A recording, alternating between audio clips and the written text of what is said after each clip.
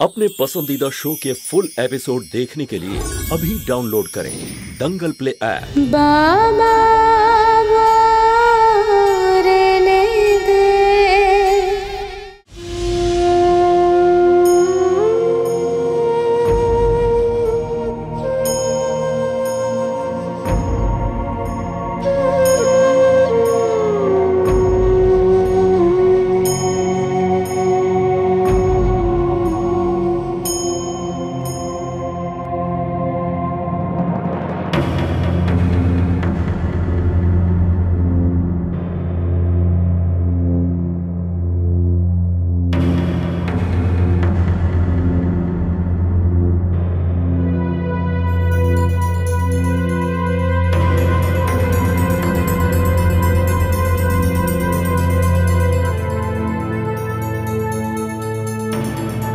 भूषण,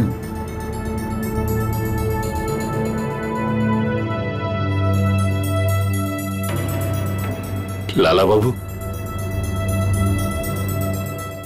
আমাদের ওই জায়গাটা ছেড়ে দিতে হচ্ছে।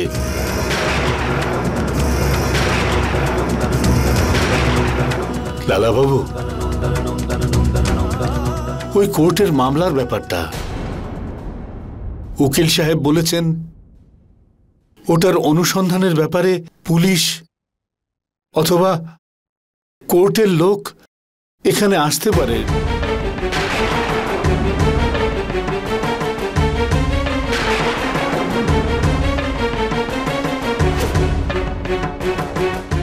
হে ঈশ্বর, আগে থেকেই এত সমস্যা, এখন আরো একটা জুটল।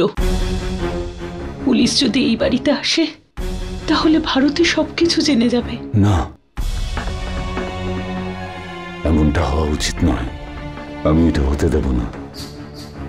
এমনিতেই তো বিয়ের ব্যাপারটা নিয়ে ভারতী মা খুবই চাপে রয়েছে। এই কথাটা যদি ও জানতে পারে তাহলে ও ভেঙে পড়বে। একটা কাজ করি, আমরা এখনই আমাদের অন্য বাড়িতে চলে যাই। ওই বাড়িটা ভারতীর খুবই পছন্দ। ওইখানে যদি আমরা চলে যাই, জায়গা পরিবর্তনের জন্য ওর মনটাও হালকা হয়ে যাবে।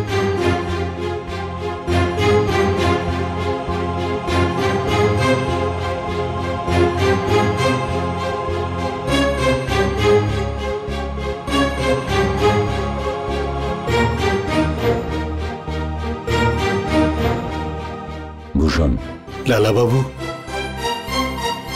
নতুন বাড়ি পরিষ্কার পরিচ্ছন্ন করে ফেলো। আগে হ্যাঁ।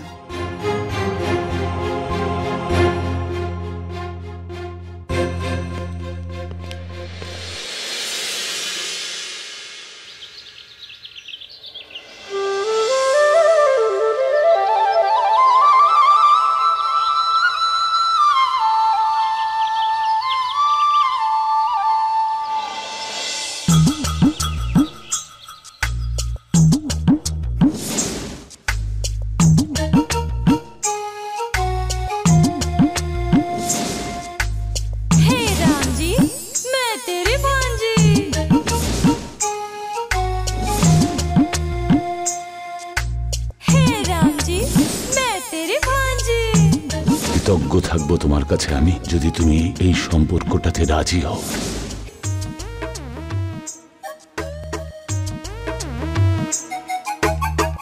বেঁচে আছো তো নাকি নেই? না, আসলে বিয়ের পরে প্রথমবার আমি তোমাকে এরকম দেখছি।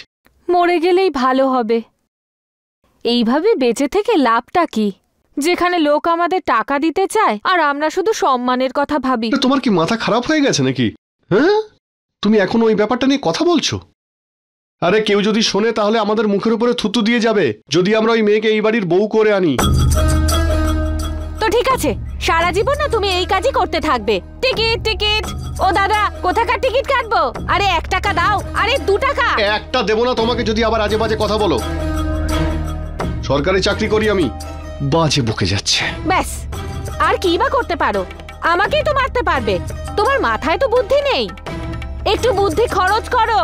তোমার মাথায় না শুধু গোবর রয়েছে। যদি বুঝতে তাহলে এটা বলতে না যে শহরের সব থেকে বড় লোকের মেয়ের সাথে বিয়ে হলে এই বাস কন্ডাক্টর 10টা বাসের মালিক হতে পারত।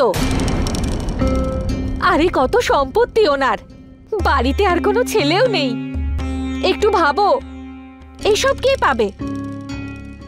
আরে ওই তো পাবে যে বামন হওয়ার জন্য কারোর কাছে কোনো সম্মান পায় না, ও পাবে।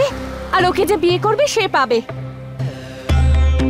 যদি আমাদের মুরলি এইসব পায় তাহলে ভাবো তো আমাদের কপাল কত দূরে যাবে তুমি ভাবতে পারছো? রামের দিব্যি বলছি, আমাদের ভালো হবে। আর বাকি রইল বাইরের লোকের কথা, সেটাও পরিষ্কার। আমি তোমায় বলছি, যাদের কাছে রয়েছে টাকা, মানুষ সেখানে ঠুকবে মাথা। কি হলো কন্ডাক্টর বাবু, কিছু বুঝলে নাকি আরো কিছু বলবো? আর এই সময় তো ওই বামন মেয়েটার বাবা শুধু মুরলির কথা ভাবছে। আমি তো বলি যতক্ষণে মুরলি মাথা থেকে বেরিয়ে যায় আমরা মুরলির সাথে বিয়েটা দিয়ে দিই। যদি দেরি করি দেখবে 10টা বরের মধ্যে প্রতিযোগিতা চলছে, বুঝেছো?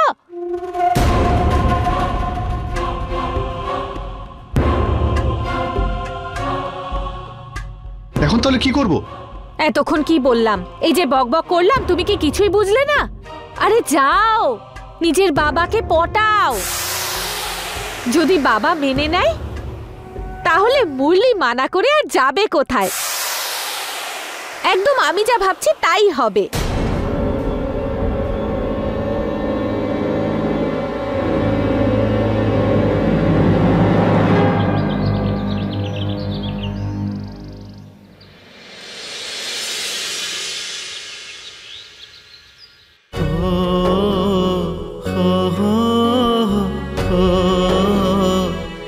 কৃতজ্ঞ থাকবো আমি যদি তুমি আর তোমার পরিবার আমার ভারতীকে নিজের জীবন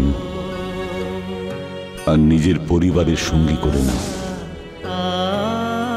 এই সম্পর্কটা শুধু ভারতীকেই নয়, তোমার ভবিষ্যৎটাও সুরক্ষিত করবে।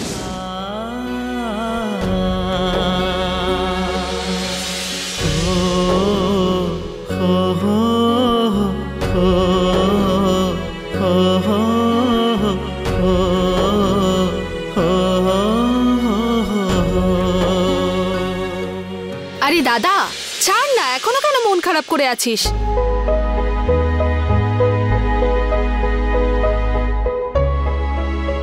কথাটা ঠিক তা নয়। আসলে খুব খারাপ লাগছে। আমি বুঝতে পারছি না যে ওই মেয়েটাকে রক্ষা করে কি আমি কোনো খারাপ কাজ করলাম, যে আমার কথার অন্য মানে ধরে নিয়েছে ওরা সবাই। প্রতিটা ভালো কাজের মূল্য দেওয়ার প্রয়োজন আছে। কি মুরলি, তুইও না, তুই একটু বেশি ভাবিস। আরে তুই পড়াশোনা করা একটা শিক্ষিত ছেলে হওয়া সত্ত্বেও মাঝে মধ্যে না বাচ্চাদের মতো কথা বলিস। আরে মানুষকে সবসময় রেগে নয়, মাঝে মাঝে বুদ্ধি দিয়েও কাজ করতে হয়। আরে তুমি চুপ করো তো। নিজের ভাইকে তুমি এমন ভাবে বোঝাচ্ছ যেন ছোট্ট একটা বাচ্চা। আরে আমাদের মুরলির না মাথায় তোমার থেকে বেশি বুদ্ধি। পরিবারকেও খুব ভালোবাসে। রামের দিব্যি বলছি, আমার ঠাকুরপো খুব চালাক। আর পরিবারের প্রতি সমস্ত কর্তব্য সবসময় পালন করবে, তাই না ঠাকুরপো? আমি তোমার কথার মানে বুঝলাম না বৌদি। দেখো ঠাকুরপো, পরিষ্কার কথা, আমার ওই মেয়েটাকে খুব পছন্দ হয়েছে। হ্যাঁ, আরে সবাই একটা মেয়ের মধ্যে কত রকমের গুণ চায়, আমি তো ওই মেয়েটার মধ্যে সব গুণ দেখলাম। তুমি দেখো, পড়াশুনো, ধন সম্পত্তি সবকিছুই তো আছে, শুধু একটু বেটে, তাতে কি হয়েছে? রামের দিব্যি বলছি, তোমার কপালে তো কোনো অপ্সরা সুন্দরী জুটবে না, বলো?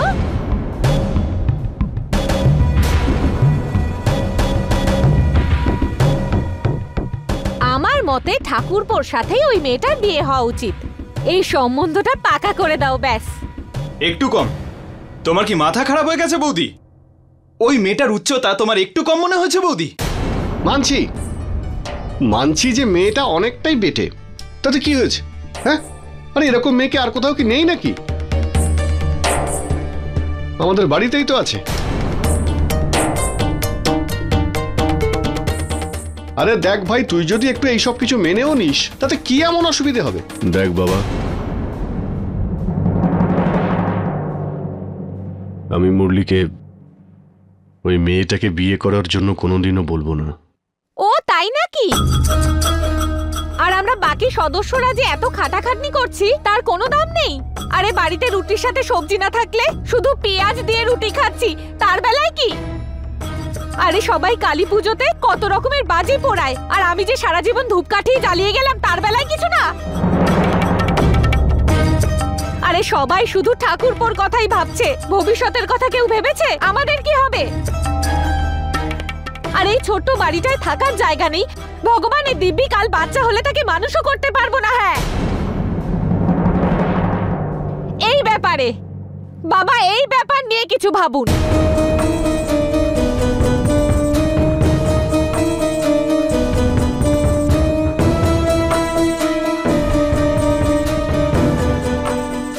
দেখো মুরলি, ঠান্ডা মাথায় সিদ্ধান্ত নেবে, ওইদিকে তাকিয়ে আছো কেন? এই বিয়ে আমাদের সবার ভাগ্য বদলাতে পারবে, মনে রেখো। বৌদি, এই বাড়ির ভাগ্য আমি আমার পরিশ্রম দিয়ে বদলাবো, নিজেকে বিক্রি করে নয়, বুঝেছো?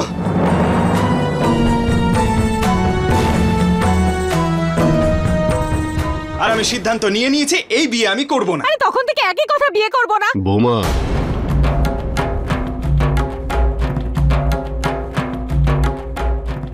এটা মুরলির জীবন, আর ও যা সিদ্ধান্ত নেবে আমি তা মেনে নেব। আরে কি ব্যাপার বলুন তো? আরে ক্লান্ত হয়ে গেছি এই মুরলির কথা সারাদিন শুনতে শুনতে। বাবা, আমি হাত জোর করে বলছি, আরে ভগবান যে সুযোগ দিয়েছে সেটা নিয়ে একটু ভাবুন।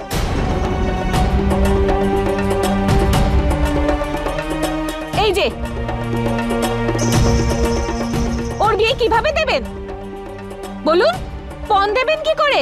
ডায়লগ দিয়ে যে দাদা আমি আমার মেয়ের বিয়েতে আরো জোরে জোরে ব্যান্ড বাজাবো। আরে যেই টাকাটা ওর বিয়ের জন্য রাখা উচিত ছিল সে তো এই মুরলির পড়াশোনার জন্য জলের মতো নষ্ট হয়েছে। আরে শুধু এই টাকা কেন, সব টাকা জলে যাবে। যখন আমার স্বামী ব্যান্ড ছেড়ে দিল, সরকারি চাকরি পেল, তখন আমার স্বামীর সাথে আপনি 1 মাস কথা বলেননি। আর এই মুরলি কাজে দেরি করে আসে, শরীর চর্চা করে, ওকে তো কেউ কিছু বলতে যায় না কেন? সব সময় ওর 7 খুন মাফ হয়, আর বাকি সবাই ছোট ছোট ভুল করলেও সেটা অপরাধ। আরে কেন এই পার্থক্য? কিছু তো বলুন। ও কি একাই আপনার সন্তান? ভগবানের দিব্যি বলছি, বাকি সবাইকে রাস্তা থেকে তুলে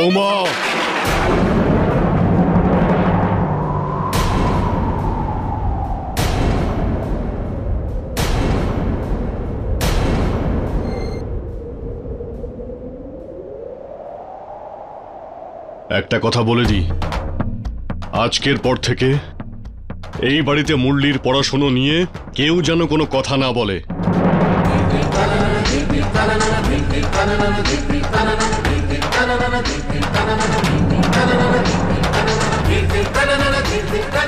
তোমার গয়না বিক্রি করে পড়াইনি আমি ওকে, নিজের বাবার রোজগার করা টাকা দিয়ে পড়াশোনা করছে ও।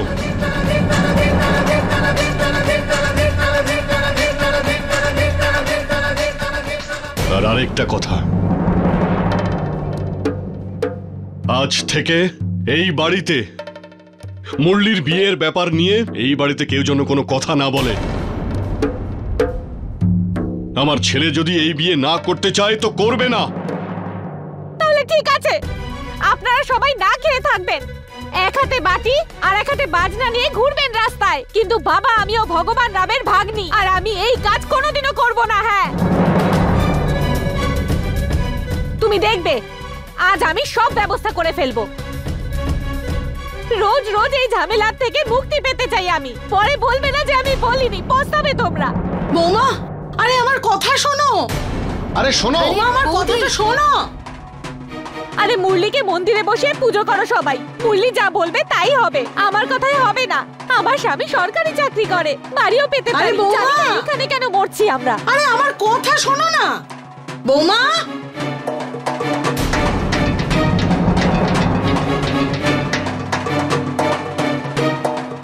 অনেক হয়ে গেছে, আর সহ্য করতে পারছি না। এই বাজনাই সমস্ত ঝামেলার মূল। এসব কি করছো? আজ সব নষ্ট করে দেবো আমি।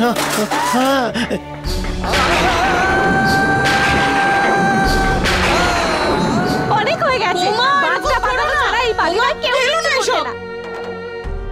এসব ফেলছো কেন? এই বাড়ি কোনোদিনও ভালো হতে পারবে না। সরে যান রাস্তা থেকে। আমি যখনই কোনো কথা বলি আপনারা কখনো আমার কথা শোনেন না। আরে আমার কথা শোনো। দামই দেন না। আর এরকম কেন করেন? আরে ভগবান রামের ভাগ্নি আমি, যা করি পরিবারের ভালোর জন্যই করি।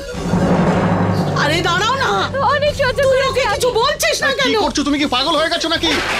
আর সহ্য করবো না, আমি সব নষ্ট করে দেব।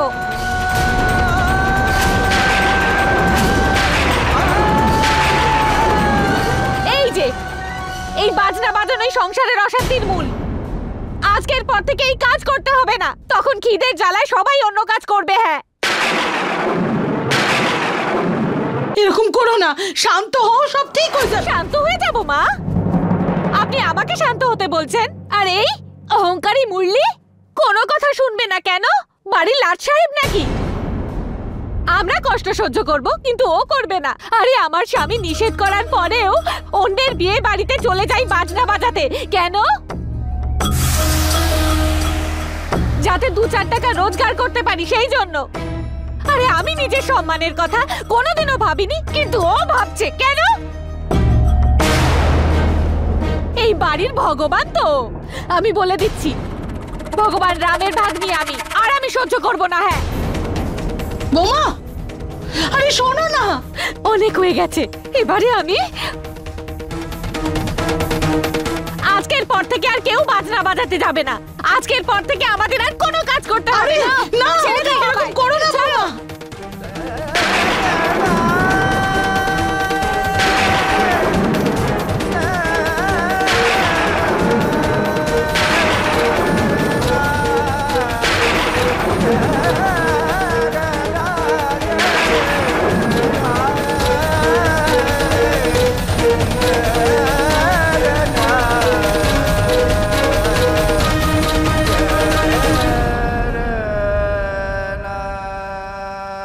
বৌদি, তোমার আমাকে নিয়ে সমস্যা, আমার সঙ্গে কথা বলো।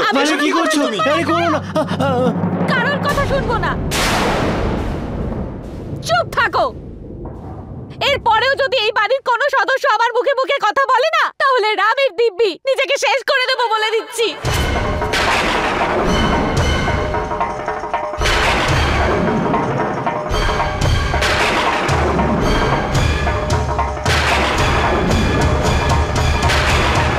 আজ আমি সব ব্যবস্থা করে ফেলছি।